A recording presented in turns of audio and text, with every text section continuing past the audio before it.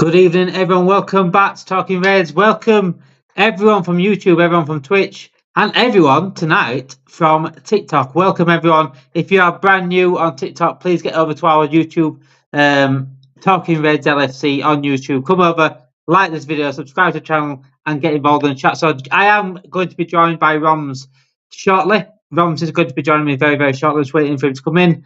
But yeah, the Red Zone is where we talk about all Liverpool, what's been happening during the week, what's coming up, and it's been quite a tough week for Liverpool fans. A very, very tough week for Liverpool fans. We've had the PSG game, going out in the Champions League. The recent news of the free contracts are still going on. Virgil van Dijk wasn't convinced about what he said the other night. He was speaking to the PSG president in the back room. Salah looked very upset after the PSG game, thinking, is this his last time playing in Europe for Liverpool? There's a lot of questions to be answered about the contract situation, and the more things are coming out about the contract situation, and it's not looking good as the weeks go on. And also, we'll be also looking at this weekend's Carabao Cup final. Can get some silverware in the bag this weekend.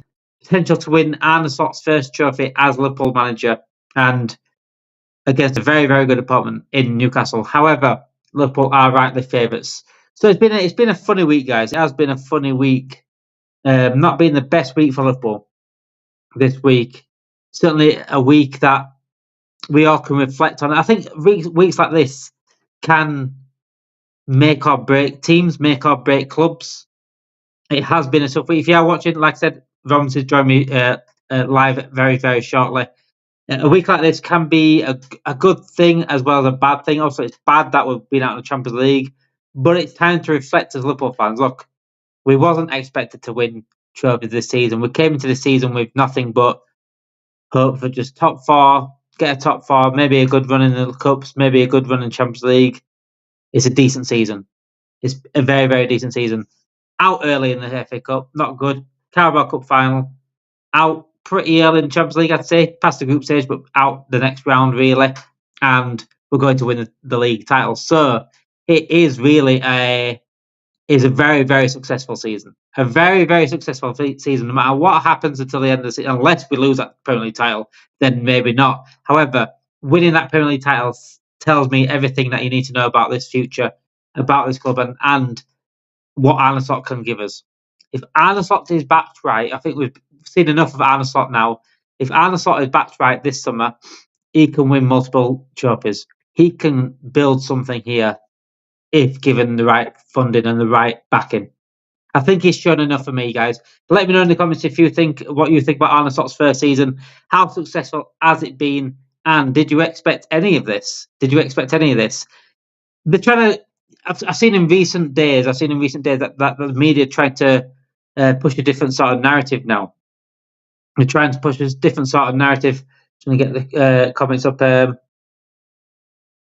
I don't know. You can join me if you want to join me. If you want to get it in, you can absolutely join me if you want. I think Romz is joining me very, very shortly for a live thing. I will.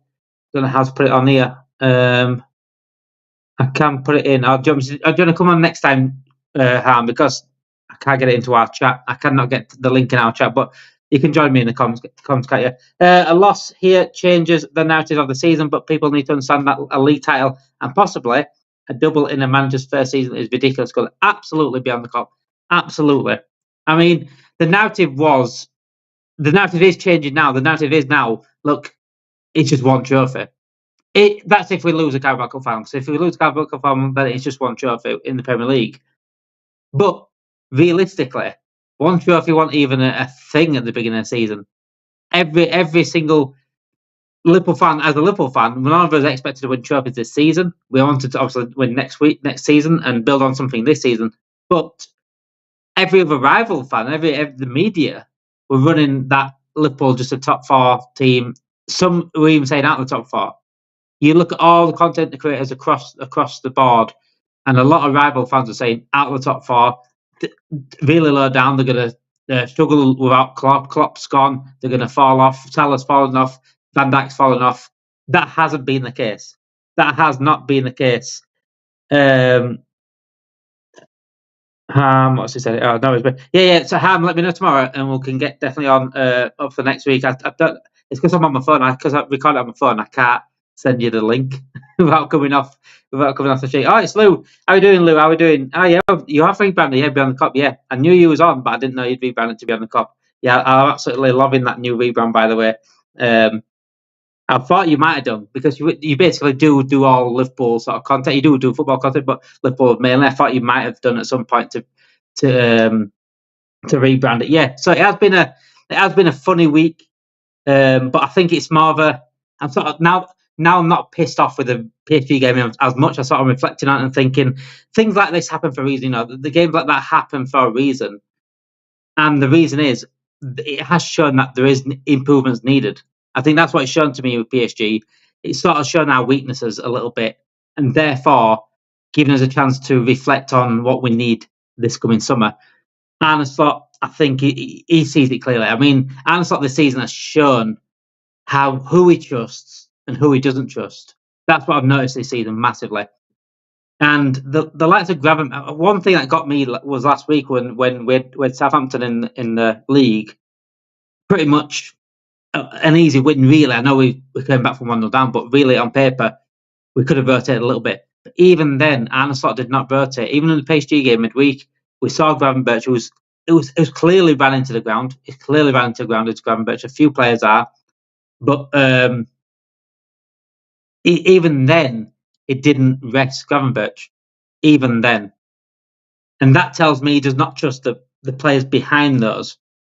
He's had chances to play Endo, he's had chances to play Kwanzaa, he's had chances to play Curtis Jones, for example, Harvey Elliott. And I'm a big fan of Harvey Elliott. I want to see more of Harvey Elliott. But it's quite clear that Arne Slot only trusts a certain amount of players, and therefore we need to give him what he needs this summer. Whether that happens or not, that's a different question completely. Do I have faith in it happening? I'll be honest, no. I'll be honest. And the way the contracts are playing out right now, it's really making me worried for next season. And it's okay to talk about next season. It's okay to talk about the future. Whilst I am still enjoying this season, whilst I'm still enjoying the Premier League title, which is right now it's going to be a Premier League title, it's going to be number 20. Brilliant thing, brilliant season, sensational season, but we need to build on it. And what's happening with the contracts is worrying, because if we go on to win the title or whatever win the season, title, Carabao Cup, do I have faith in building that if we lose these three? No. I'll be honest. No. And what's that can happen there is also a domino effect. Canate's looking at the situation. Canate's looking at that. I think Canate's waiting to see what happens with these three, with the contracts, and he's deciding his future. Is that really building a legacy with Slot? Is that really giving him a chance to build a legacy? I don't think it is. Letting those three go would be it'd just be an absolute joke, if I'm honest. But yeah, if anyone doesn't know, Lewis is also a guest on Red Men. He is part of LSE Transfer Room, and he has his own show. Sorry, I'll get it back up. He has his own channel here, which is now Beyond the Cop, which it was Good Sports Reviews. Now it has changed to Beyond the Cop. So please do go over to Lewis's channel. It's got some good, very good content on there. But yeah, I think it's been an interesting week in terms of that. So let's talk about the PSG game. One second. I'm just going to get Romz on here because I don't know where Romz is. 1 second. I'll try give him a message. Give me two. This is live, isn't it? This is live content. This is what happens on lives. If you are new on TikTok, let us know in the chat as well. Let's get. Right. I've sent. I have sent Romz a message. Hopefully, he does get on. I know he said he couldn't make it for 7 o'clock, but he hopefully gets on for 7:30. But it's now 1:15. Right, it should be coming on. It will be coming on very shortly. I've messaged him, see how far he is away from where he needs to be. So, yes, this week, PSG game. Get your thoughts in on the PSG game as well. What did you think of the PSG game? For me, on the night, my head was hot. If I'll be honest, I went to bed absolutely fuming with the penalty. Just the way we lost it. Núñez penalty pathetic. Jones penalty pathetic. I said the other night, I think regarding Núñez, it's frustrating because everyone watching that game knew Núñez were going to miss. And that should speak volumes of him being our number 9, if I'm honest. Just even if he scored, just the sheer fact that everyone thought we were going to miss tells you everything about that who we have as number 9. It should no longer be number 9, if I'm honest. It should no longer be our striker. And I've had a lot of faith in Núñez from the start. I was one who said, "Look, what a signing this is! Brilliant signing. It's the kind of striker we need." Has shown glimpses, but glimpses isn't enough. It needs to be consistent. He's had 3 years to do it now, and he still hasn't really kicked in to doing anything properly. At Liverpool, you need a certain standard. Arne Slot said this many times. The standard that we need to hit is up here, and Núñez is just never going to be up here. And sometimes it works, sometimes it doesn't work. Sometimes players work out at clubs, sometimes players don't work out at clubs. It could go on to a different club and be unreal. That's what happens. It happens everywhere. Look at Iago Aspas. Look at Iago Aspas. It was absolutely shocking. Liverpool went to La Liga and he absolutely ripped it. One of the best players over there. Maybe just not the league. I mean, look, Anthony's ripping La Liga at the moment, so maybe the Premier League's just too hard for players to do. But then again, some players work bad in La Liga and they come to the Premier League and it suits them. Sometimes transfers just don't work out, and it's one of them ones with Núñez. We've got to sell him now for the biggest price we can, and somehow recuperate some money back for what we bought him. And if it's like if we bought him for 18 million with bonuses, sell him for 60, 20 million loss. It is what it is. It is what it is. Sometimes it works, sometimes it don't. Get him gone and get someone of an Isaac coming in. Do I think it would be Isaac? Not of this ownership, no. Here we go. Here he is. Apologies. Here he is. No. I've started it already. I've already got the chat. The chat's already going in on you. Big up, everyone. But yeah. How are we doing, Romz? All right? I'm good. Yourself? I've eased off a little bit since the other night, I'm a bit more calmer from the other night. My head was hot the other night, My head was hot. I turned my phone off. Do you want me to be honest with you? The minute Jones missed this penalty, I can't lie, I switched off, had an early night. I ran. I should have been on a few other streams, but I just couldn't. I feel like you're similar to me. When Liverpool lose, is that the world's end? I turn everything off. That's it. I'm done for the night. For the night. Yeah. There's no way I'm talking for the rest of the night. And my other half will know that. I'm not talking till the next morning. But yeah, I don't mean to be like that, but that's just the way it is. That's just the way it is. I'm not angry about anything like that, but I'm just like, just don't toss me. Just let me be. Let me get over it my own way. Yeah, I was feeling. I think I've just been talking about Núñez, right, and thinking like, look, it's just a transfer that just hasn't worked. Sometimes we get like that, and we've got to recoup it as much money as we can back for him. That when he stepped up that penalty the other night, right, everyone and his dog knew he was going to miss. That's the situation we are in, and that speaks volumes. That everyone knew we were going to miss. That's our number 9. Do you know what? Like, it's not even just us. I feel like every big club has got a big money signing wrong. I think you could there's an example of every club. Some clubs might have it. It might be less frequent, but every club has an example of a big money signing not working out. But we're in a situation with Núñez. I've got a bit of egg on my face, right? Damon, because I've always said we can't win a league with him, and the irony is we're about to win the league with him. Technically, we haven't even played him, though, have we? We've played midfielders up front. True. We hardly have played him, but then he has contributed. Like that I think that Brentford win was that for momentum's sake was very big. When he got them 2 goals, but we just have to cut our losses with him. And I'm saying cut our losses, but we literally got a bid. We got a bid in from Saudi, and it's been come out that it was true for 70 odd. So we only would have, I think we only even paid 60 up front, and the other 25 would have been add-ons. And if you have to pay add-ons, that means it's worked out or they've hit some sort of objective. I just believe that I don't want to get in a situation, because I'm sure we're going to obviously speak about Sunday. I don't want to get in a situation where it's guilt-edged, because we don't do things the easy way. And I wouldn't want him to have a guilt-edged chance where he's running 1-on-1. And because it won't do the world of good for his confidence. And we know, I hate to say this, but 8-9 times out of 10, it's not going to hit the back of the net for whatever reason. But then he's so frustrating, because I was his biggest defender for this is his third season, I believe. Yeah, 18 months. When I kind of threw the towel and I was like, I can't defend this anymore. Remember that miss? So Luis Diaz has come back from the whole situation with his dad, and we were away at Luton, and that's the exact game. That is the exact game I was on. That was it. Yeah, because I was in my dream team as well. It was in my dream team. He was in my fantasy. Yeah, he was in my fantasy. Yeah, me and you just the same. But it was just that game. I said, because before that, I had a lot of my Liverpool mates like, look, we're gonna back him because he wears the Liverpool red, but he's not it. Like, you need to see he's not it. And he was missing a lot of chances after. But what Nunes will do is he'll miss a lot of gilt-edged chances, and he'll score like a goal where you're like, how did you do that? A couple of his goals at St. James's Park. I remember he scored one. Do you remember at Brentford in like a Carabao Cup tie where he kind of cuts in and he curls it from far? Top corner. Corner. Who did score first game of the season? Last season, first game of the season, he scored like a flick. Fulham. Yeah. Fulham. That was first game of the season, wasn't it? Well, that was his Premier League. That was his Premier League debut. No, so crazy, Damon, yeah. A week before that, he scores in the Carabao. He scores in the Community Shield, and I know you weren't a part of this because I wasn't, but some of our fans were, maybe it was tongue-in-cheek, but I think some were actually being serious when they did the Haaland comparisons.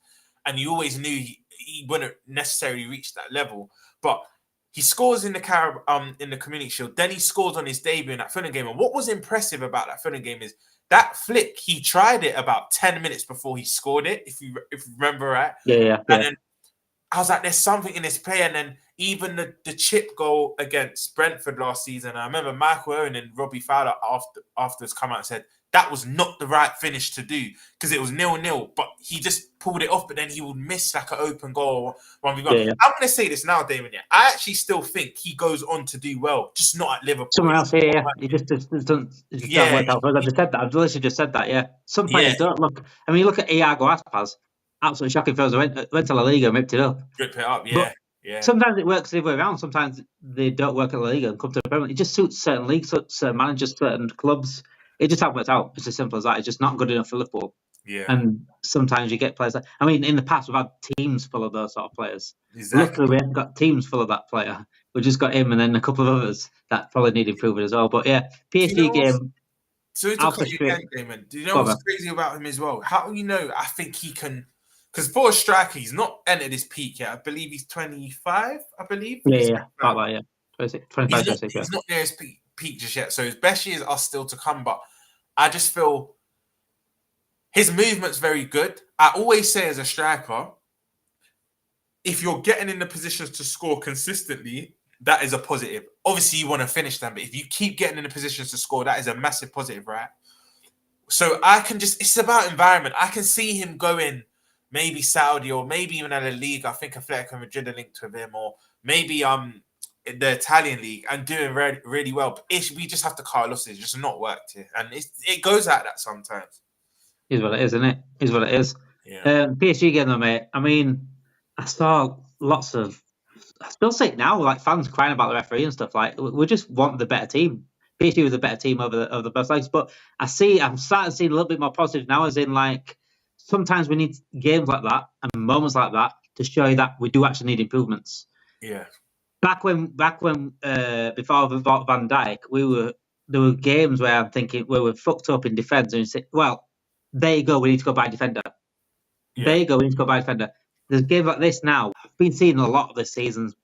Some fans saying, there's no room for improvement on this Liverpool team, so top of the league. That's just bias or delusion. I just don't know football. Yeah. Because there is still holes there. There is still improvements needed to be made, and that PSG game was probably needed to show that. Whether we get the improvements or not, that's a different question. Different story, yeah. It was a big indicator. You're spot on because that's the thing. Me and you spoke about this off air. We spoke about on air. Like when everything's going well, people still don't want to outline where you can improve because they see it as negative. It's not that. You can acknowledge we're sitting 15 points here. We're gonna win the league. Hopefully we win the League Cup as well. But you can still acknowledge where we need to improve.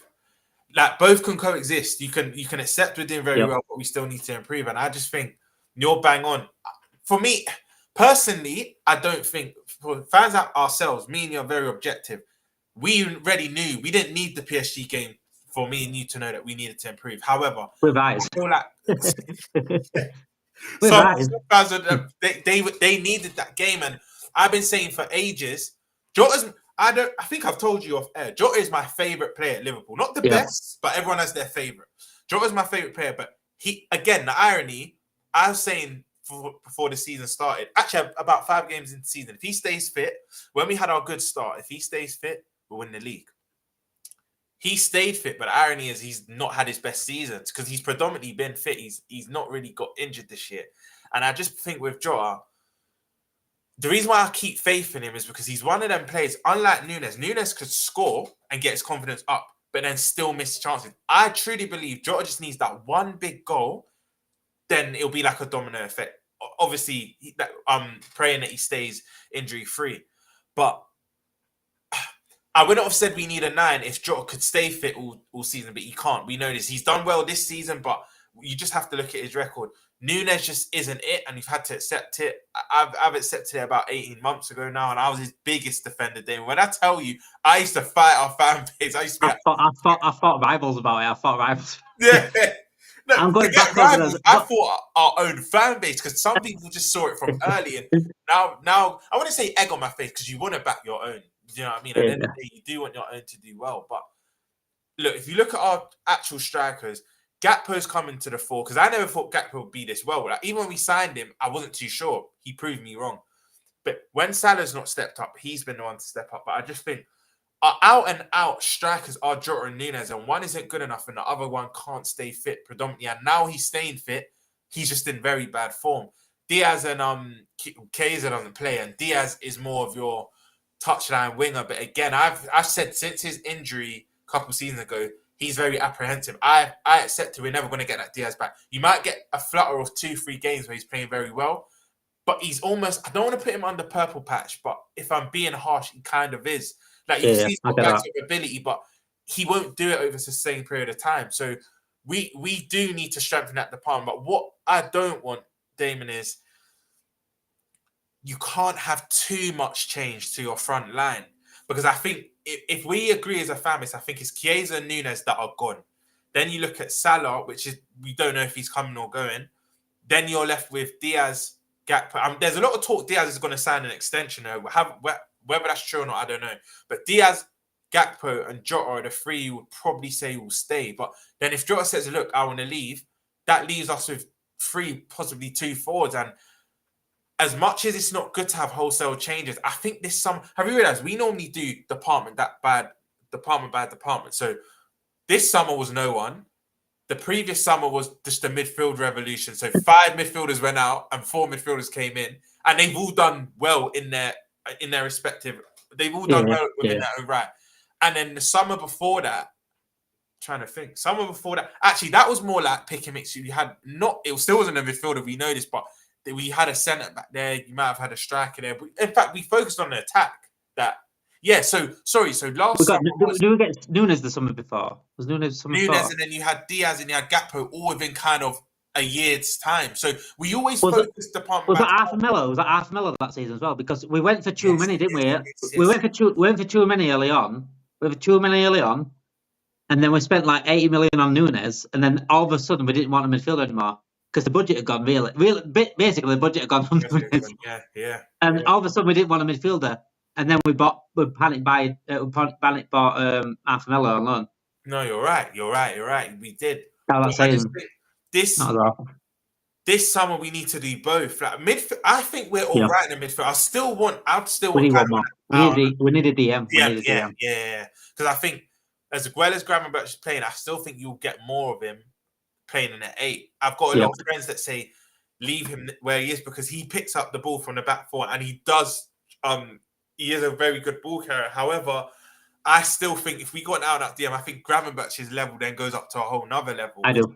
I sometimes forget his age. He's 22, I think, 22, 23. Yeah. The way he plays, you think he's older and he's more mature. But we need, if we're being honest, and I think you'll agree, I'd say another winger, striker, DM, centre back, left back, potentially a right back to compete with Bradley. That's about 6 or 7 players. It's crazy. That's actually like most of it is actually like first team as well. Most of it's actually first team as well. There's no excuse not to bring in a marquee signing because I think you're of the opinion as me. Trent, I accepted start of the season. Yeah. I just think he's best friend in Madrid. He's won everything there is to win at the age. I think he won it all at the age of 22, 23. He wants a new challenge, and some will begrudge him for it. I personally don't. I look at the club more. It's gross negligence. We should not have let it get to this stage. Yep. So he has my blessing. He'll still be, in my opinion, a legend. And I know it doesn't go down well with a lot of our fan base. However, Van Dijk and Salah are the two that I actually thought would stay. As the weeks go on, all I want is a random day in June to just say Salah and Van Dijk have extended. It will make my day. Because I genuinely believe, right, Damon, them two they're the difference. I think I tweeted it between a top 4 battle and retaining. I genuinely think we can retain the league if they stay, because Slot will then bring in players in his design as well, on top of Van Dijk and Salah staying. Because I think Trent's the least important out of the 3. I'm not just saying that because I think he's left. I think he's the one you can somewhat overcompensate for. But Salah and Van Dijk, because I think City go through a mini transition. Arsenal will be there again. I do think they get their striker. And I can actually see a world where it's us and Arsenal again, and City might have another year. They might focus on cup football. Obviously, they want to win the league again, but they have a lot of transition because they're even started their rebuild already. I mean, 200 million in January is crazy. But I just feel if Van Dijk and Salah, I pray they both of them stay, and Slot brings in his own sign. I genuinely believe Damon, and I wouldn't even say I'm an optimistic fan, but I have enough sample size to know he's the dog's body. Like, he is the real deal.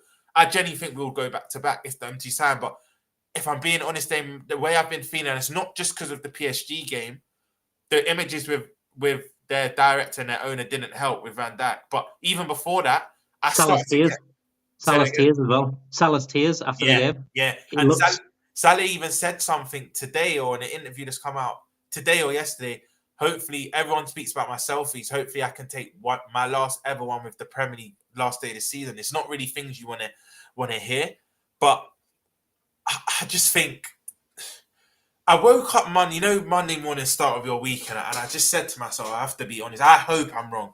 I think all 3 of them go now. I just think it's taken so long. Something's come out today, but this is a Portuguese journalist, which isn't the most reliable. So I put it out there first before everyone. Oh, Van Dijk. The Van Dijk. Yeah, you've probably seen it. The Bayern Munich apparently set to join them. Apparently, personal terms have been agreed. But his name's I'm going to butcher the pronunciation, but Fishes. Yeah. He's been known to not be reliable. He's got a lot wrong. So I would take that with a pinch of salt. But it's just not things you want to hear. And I feel like the timing is bad for us because we've just been knocked out. You see Van Dijk speaking to them. Apparently, he was just saying he played well and that. I'm not buying that. I think they would have said something cheeky like, look, would you join us? How much would you want? Them conversations would have definitely been said. But also, now buying into the fold, if true, after we've been knocked out a couple of days before a cup final, it's not ideal. It's just not ideal. I've been saying that here for months now. Look, I still think that Salah and Van Dijk stay, but I think it's turned to hope now rather than expectation. Yeah. But this is the thing. At least you still have hope. I don't even have hope. I don't know though. I don't know if I'm just lying to myself though. I don't know if I'm just lying to myself because I've been saying on here for months. I'm preparing. Knowing FSG, I'm preparing myself for the worst. Yeah. And I said it in our chat today, our Talking Beds chat. I said, look, is anyone joining me on the prepare for the worst bus yet? And there's a couple actually joined me on the same bus now. But I can't get my expectations up with FSG. I can't, because I know how tight they are. I'm not gaslighted easily.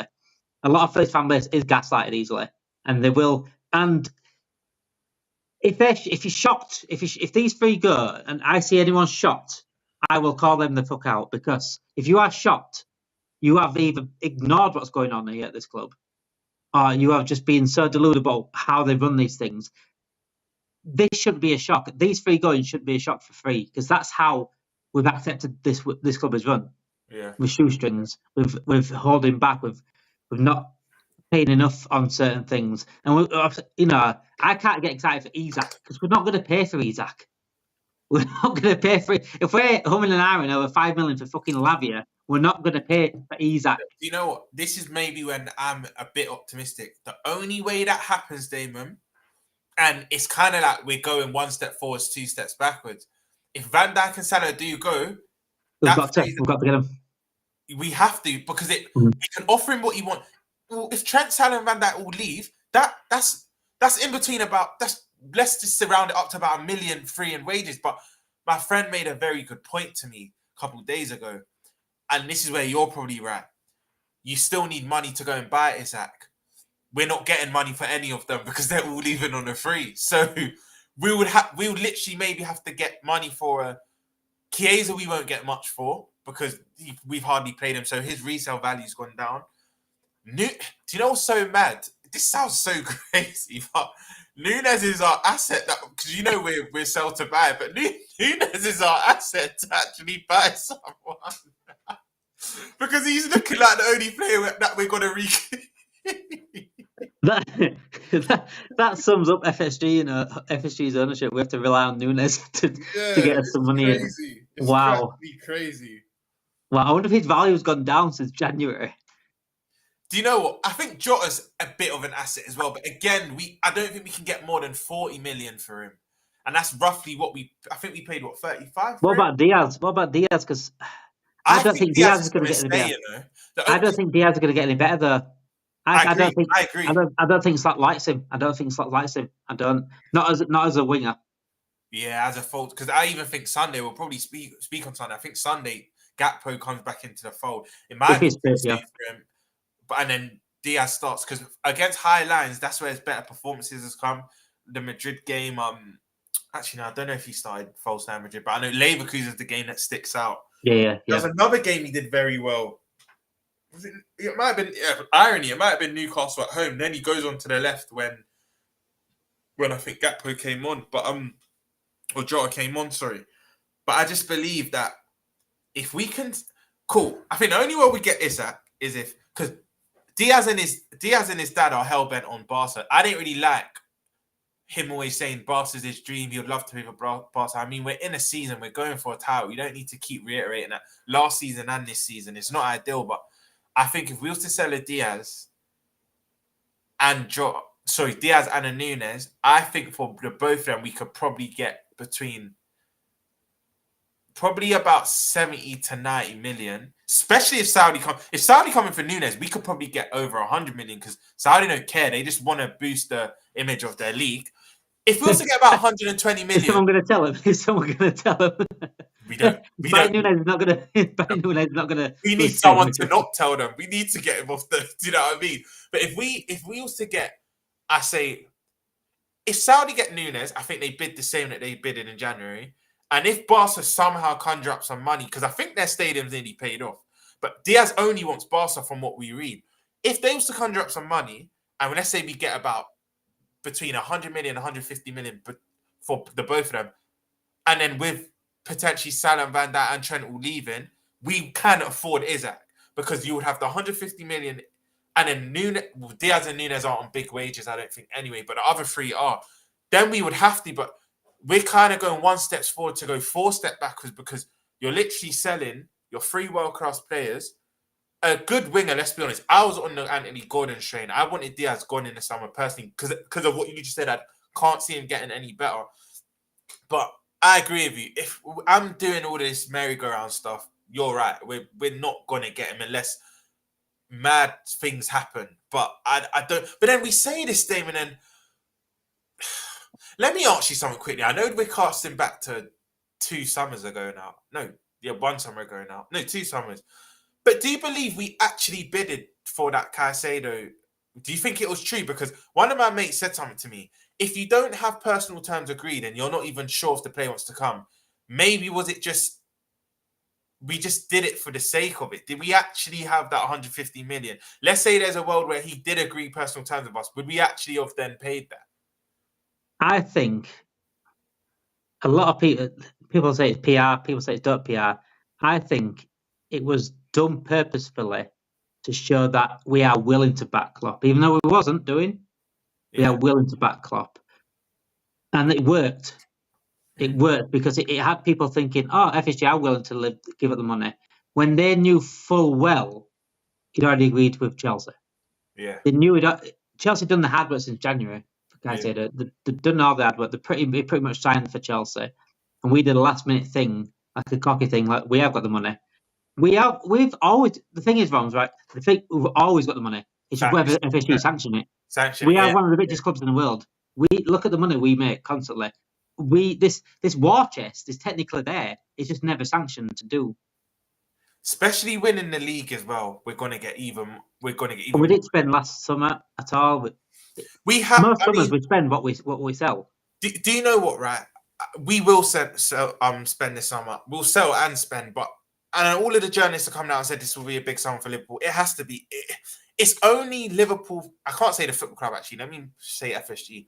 It's only FSG are owners that don't back a manager in his first summer. It's only really FSG, and maybe you can name a few other owners, but I just feel that we have to have a big summer. Have to, and again, if we can table a bid for 150 million category, because I've always said I don't like this myth we don't have money, because when we need to sign a player, 85 million would have been rising for Nunes, 60 million on Szoboszlai, 75 million on Van Dijk, 60 odd million on Alisson. I know again he didn't reach the levels he should have, but 60 odd on Naby Keita, 50 odd on Fabinho. When we actually need a player that we feel is going to transform the first team or elevate the first team, we do lay down that bid. So I think that Isak one's interesting. I can see us bidding. I can actually see us going for our first 9 figure bid, but I can see maybe Newcastle saying, look, you need to add this amount on, and then that's when we kind of say, no, we're all right. I can see that being but I kind of want that this summer. I want that focal point, that big number 9, like your Isak, your Gyökeres. I want that 9 in our club, because I think that does take us to and if Salah was to stay, to have Salah with a winger like that, and Salah's coming. Look, he's slowing down. He's not getting any quicker, obviously, coming of age, but he's become more of a facilitator. That's why he's 4 assists away from breaking the record. I just believe that if we get that bit, basically what we wanted Nunes to be, but we need proof. Yeah. We basically need a Nunes that we actually have proof of reaching that level, like it is, like Gyökeres. But the number 9 market's quite saturated. I think of Gyökeres, I think of Isak. Some will say Osimhen. I don't rate Osimhen personally. I think he'll miss a bit of chances. Is there any really other 9s that are... The ones after that, probably what Kuna and João Pedro, the other 2 who we're looking at, potentially. Yeah. That's about it. But they're not Isak, really. They're not Isak. Yeah. I like Kuna, though. I do like Kuna. I like Kuna. I think we spoke about it last week. I think João Pedro is a weird one. He's so talented. So talented. But I get this niggly feeling that he just wouldn't do well here. And again, before anyone talks my head off, that's not to say he's a bad player, but I feel like Liverpool signed Cunha. I feel like it's a guaranteed hit. But then Liverpool signed João Pedro. I feel like it's exciting because it's a new face, but I'm not hit with that belief like I am with a Cunha, if that makes sense. And I feel I get that. João Pedro picks up look, we don't need no more injury-prone players. We just don't. And that's why even Isak, to a certain extent, he doesn't have like any big injuries, but it's a lot of like little ones. And then they add up. A bit like Jota. Jota started like that. Yeah. Big up, and let me know and if you are in the comments, let me know your thoughts on Sunday. Give me your predictions. We are going to be talking about Sunday in just a minute. But yeah, I'm increasingly likely. I mean, look at the news that came out this season. Ian Doyle came out this week, said Mo Salah, Van Dijk, Trent at present are set to become free agents in the summer, and it's increasingly unlikely all 3 stay. And that's coming from someone at Liverpool Echo. It's if them 3 leave, right, and nothing is said about if FSG is still defended, I will actually go skits. Yeah. And it's not just about being FSG at this point. It's about, what do you actually care about more here, Liverpool or FSG? Because I care about Liverpool. And if we want to go forward, and what this will do then, if them 3 go, Konaté's gone. I'll be honest, Konaté's gone. Konaté's already said I think Konaté's looking at the situation. Would you be able to blame him? He's looking at that. I've said... I wasn't, no. I've said, right, we've got... Out of the old guard, I'd say... Van Dijk, Trent, Salah, and Alisson are 4 bona fide world-class players out of the old guard. I think you could McAllister is as well, but he's not a part of the old guard. The ones that won everything before it. I think Konate has the potential to be as well. But if you're seeing your three out of your 4 best players, and let's be honest, there's still a possibility Alisson goes, because Mohamed, by the way, I've not watched much of him, but he's not getting rave reviews. At the moment, he's getting a lot of bad stuff said about him. Alisson and Konate have a year left from the summer. Both their deals are expired June 2026. Konate might be looking at it like, hold on, we've just won the league. Normally when you win the league, and as much as I despise United, I don't hate anything in life apart from Man United, but one thing I've got to give Fergie is, and Pep, when they win, they carry on. They don't rest on their laurels. They strengthen and strengthen and strengthen, something we've never really done. And I just feel like if Konate says, look, I've got a year left, I can earn more money elsewhere, in the biggest club in his home country, because PSG apparently are sniffing around him, and Madrid, from what I've been hearing. He might be looking at it thinking, 3 of our best players are leaving. I can get more money elsewhere. I've now won something big, because he's only won the domestic trophies. That I think after the season, the only thing he's not won out of the big boys would be the Champions League. I've been here 3-4 years. And if you actually look at when he came in, he averages a trophy a season. He might look at it like, yeah, if they're leaving, I want to leave, because we're going to get weaker. And once you've had that taste of winning something big, you want it to continue. If you see your best players leaving, you're going to be like, hold on. And Alisson's another possibility. It could have that domino effect. And look, my old man's always told me never to get attached to South American players, because they always believe Barcelona and Madrid are the pinnacle. You already heard McAllister in I think Christmas already say, look, like, I'd love to play in La Liga one day, like, as a South American boy. And my dad told me from young not to get attached to them. I've said, for me, how do I word this? Gravenberch might be our most naturally gifted midfielder, but McAllister's our best midfielder, in my opinion. Yeah. Damon, I don't want to be a negative Nancy, and I don't want people to watch this and think... Let's be truthful. I just think even he's another one. He keeps going on his trajectory, because he's my age, I believe.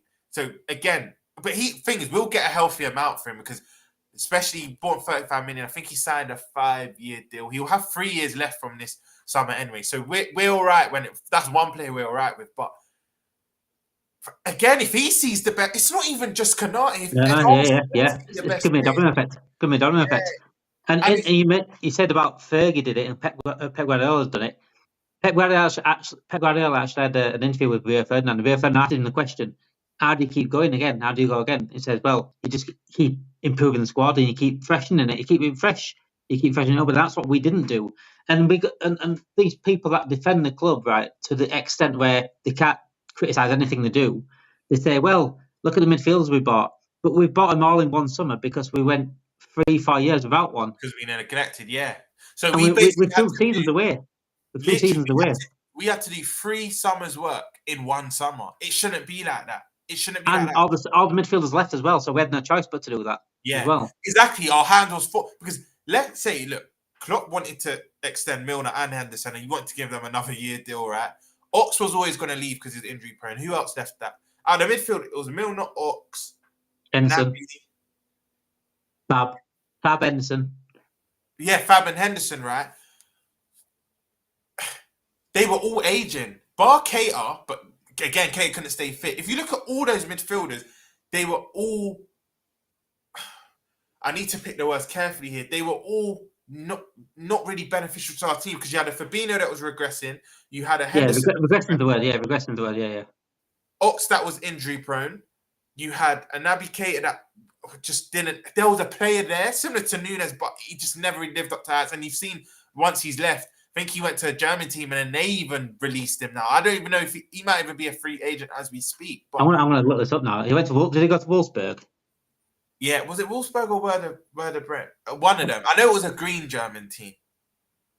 I think it was, but I'll have a look now and see where he is. Is it still at Wolfsburg? It was Werder Bremen, you're right. It was Werder Bremen. It went to Werder Bremen, is now at... Is it? I feel like he might be. Is it Frank Kavaras? Is it Frank Kavaras? Now, 1 second. This is confusing. He went to Liverpool to Werder Bremen to Vancouver on loan.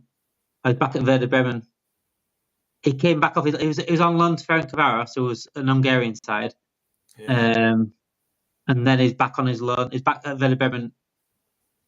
He's still on his loan. Is it? Yeah, so his loan deals until New Year's Eve this year.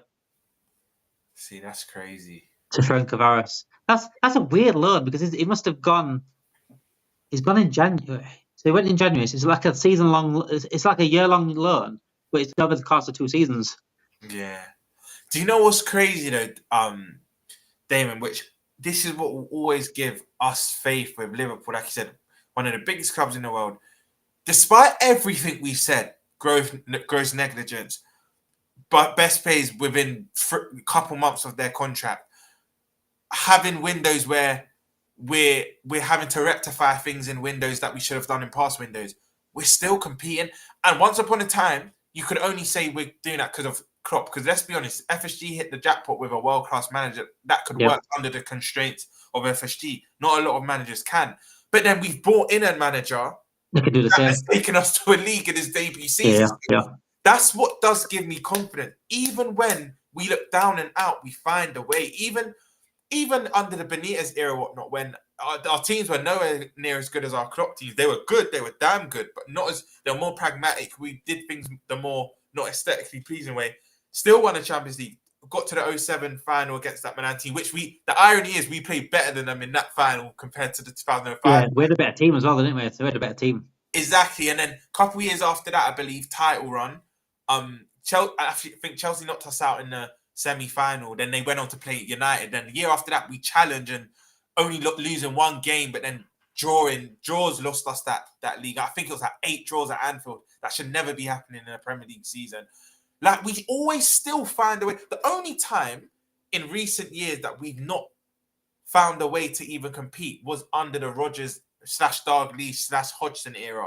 But predominantly, even though we weren't necessarily winning the Premier, winning the big trophies, we were still there and thereabouts. And that's what gives me hope. Because one of my friends said, look, even if you lose all 3, I don't agree with this, but he said, look, and he's a United fan, funny enough, even if you lose all 3, Slot's showing your sample size that he will still be there and there challenging the bouts. But I said, but that is also with a player that's having an unprecedented season and the world's best centre-back.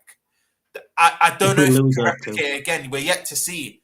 But would it surprise me if he replicated it again? Probably. But then the type of manager he is and the club we are, we're emotional, special club. We've never really bought the best. We've never really had the best. We'll buy them. We'll buy potential. I think my old man always says to me, the only out-and-out player I think we bought that was world-class was back in his day was a Rush. I think Rush was already good when we signed him. Yeah. And even Barnes coming from Watford, he had mad potential, but he wasn't out and out. We've never really been that club to, there's the biggest break. Let's break the biggest. We don't even need that though. We don't need that. We just need to do enough. We need to cover the issues that we have. Yeah. And we don't seem to do that. We don't seem to do that, and we always leave an issue that we've got. Look, I think I said this. I did it. Me and Hooks on last night, and I said, look, Hooks, the only luck we've had this season, right, is the fact that it's Arsenal chasing us. I think that's the only luck we've had this season. People cry about referees and whatever luck we're getting games, but the luck we've had this season is genuinely because Arsenal chasing us. Yeah, because we're getting tired now. We're seeing the tiredness are kicking in. Right? Yeah. And he agreed with me though. He agreed with me there. Fair. It's not even the Arsenal of last season. If the Arsenal last season were chasing us, it might be a little bit of a different story because they're not the same. And we have, I won't say got away with the lack of. I think we have got away with the lack of ambition off the pitch again. But next season's the one where we need to build on again. We've done this at the club. We won the league, won the Champions League, and we did build on it. We went seasons without addressing issues, and we watched those players run into the ground. And I have no faith in him not doing it again. I have faith in Slot doing what he can do with what he can do. I think Slot's proven this season that he can go on and win multiple trophies with the right backing, like Klopp did. Klopp could have done. Should have been. If Klopp were given the right backing, it'd have been challenging the title every single season. They wouldn't have dropped off into Europa League like we did. Facts. But I don't know if he was saving face for FSG, but let's be honest, and again, a lot of people won't like this, but look, Klopp's our greatest manager in the Premier League era. But Klopp was complicit as well, because he was complicit in this, in us kind of regret. And I know it sounds mad. He's the reason.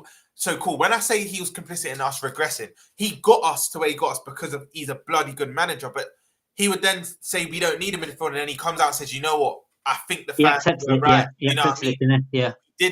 We did need players, and even look, you've seen he wanted Nunes, Michael Edwards didn't. They butted heads. He leaves. The minute Klopp leaves, FSG get on the phone to Michael Edwards comes back. Klopp wanted Draxler and Julian Brandt. Michael Edwards said, "Nah, Salah and Mane are better." They become two of the best wingers in Premier League history and legends of our club. So even the best get it wrong. Look, you've seen Pep get it wrong many times with City. City have had about 3 or 4 players in his tenure that have not just quite worked. But the big difference with them, because they win consistently, it's not really the magnifying glass isn't out as much. Yeah. And I just think Klopp would want certain players when he didn't really necessarily need them as well. Bear with me. George is going to go. I'm going to open the door. I'll be right back. Okay, we're going to go on to the Carabao Cup final. For the last 10 minutes, we're going to go to the Carabao Cup final. Newcastle on Sunday, which is not an easy game, guys. I'll be honest, it's not an easy game at all. Newcastle are flying this season. Isak, we've already spoken about Isak, how good he is. Gordon is out. Lewis Hall is out. Lewis Hall's out for the season. But Trent's out for us. Gakpo, we don't know with Gakpo if he's back or not. He doesn't. With Gakpo on Wednesday, on Tuesday, sorry, it seemed like he'd been rushed back. It didn't look fit when he come on. So for me personally, I don't think Gakpo will start on Sunday because of that. I think he's not fully fit yet. I think he needs a couple of games.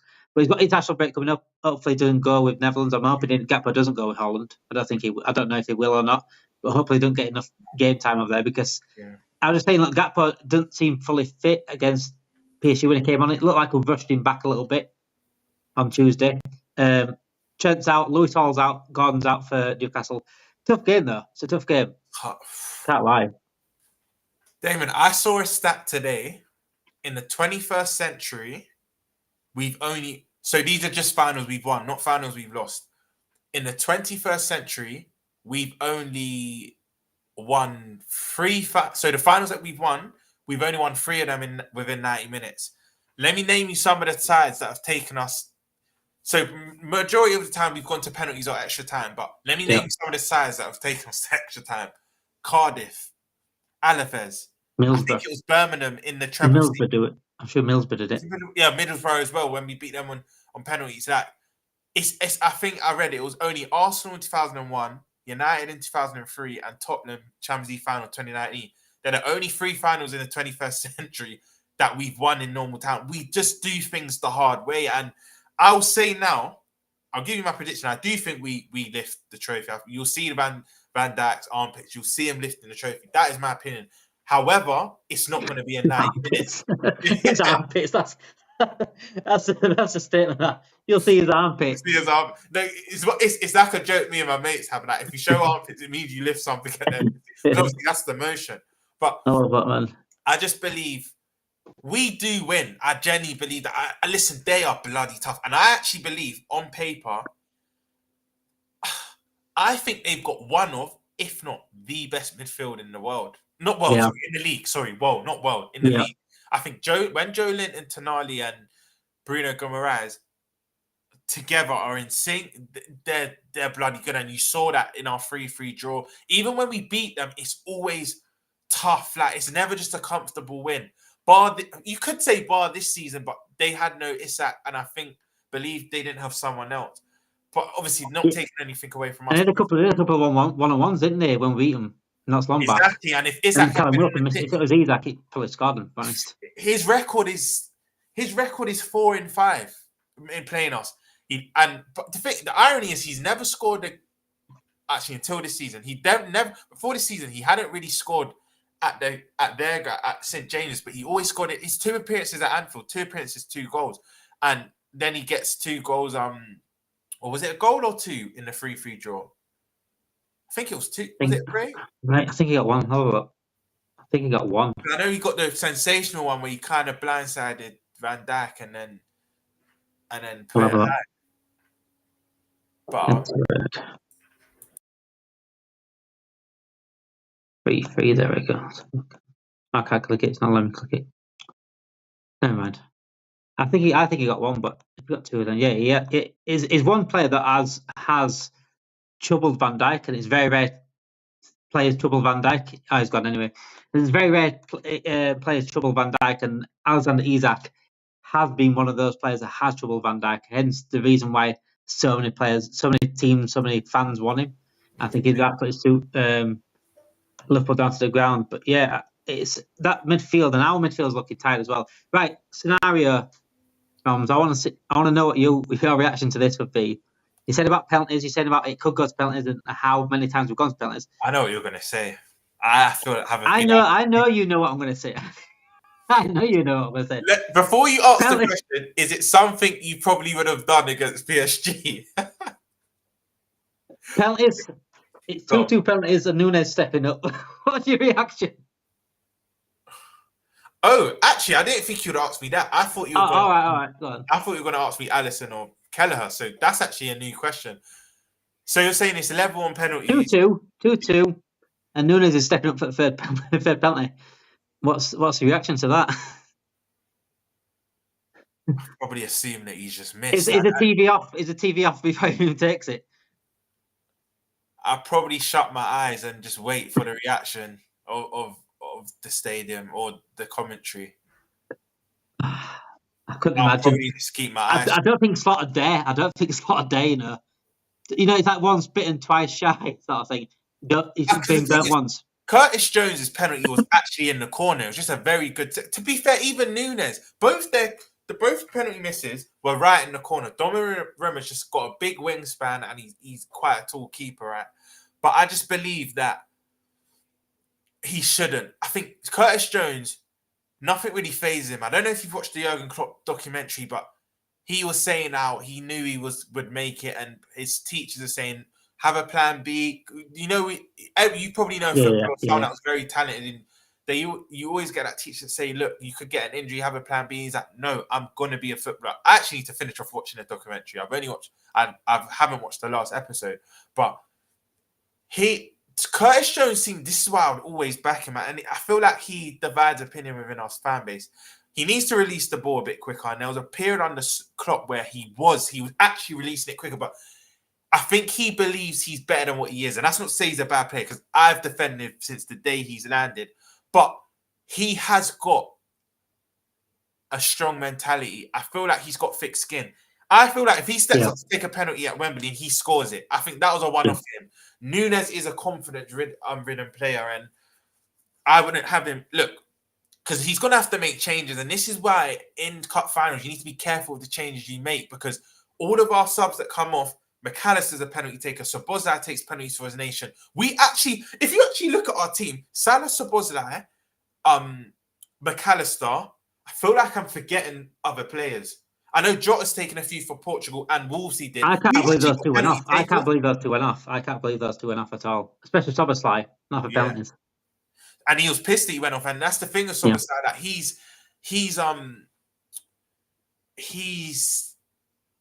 like, he doesn't get tired. So I didn't really understand that. And some of our fans said he looked tired. I was like, cool. If he looked tired, then what were the others? Because he still looked like he still looked like he could run. I thought the question you were going to ask me is, if we go to penalties, do you make that sub Kelleher for Alisson? Now, the only reason why this sounds mad and I say no, I'd keep Kelleher, me personally. Do you reckon he starts? First of all, do you reckon I think that's what the early indications are saying anyway online, that he starts. Cool. So if Kelleher starts, then I truly believe keep your keeper in, because do you remember, I was actually at this final, the 2022 final that went to penalties.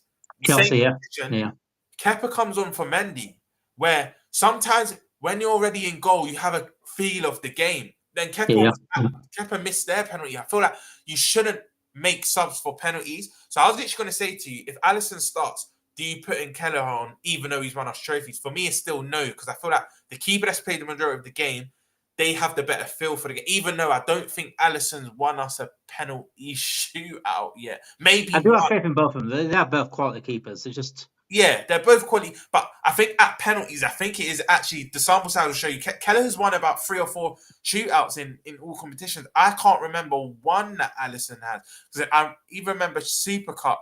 That was Adrian. Even Adrian's won us a few. Then again, I'm thinking, does Alisson really play in games that way? Up penalty shoots? So by the PSG game, does he have? Because he normally gets dropped for these sort of games. Look, in the cup games, it's normally Kelleher. You know what? I didn't think of that. You're spot on. It's normally Kelleher. It's actually normally Kelleher's, but yeah, I think if Kelleher's, whoever put it like this is a good headache to have. Whoever starts plays the whole game. I don't think it goes to penalties. I don't know if we're doing predictions yet. I think it's 2-1 after extra time. That's go on. Predictions, go on. That's my prediction. I think if you want me to go deep details, regardless of the score, is that open? The minute of the goals as well. Yeah, go on.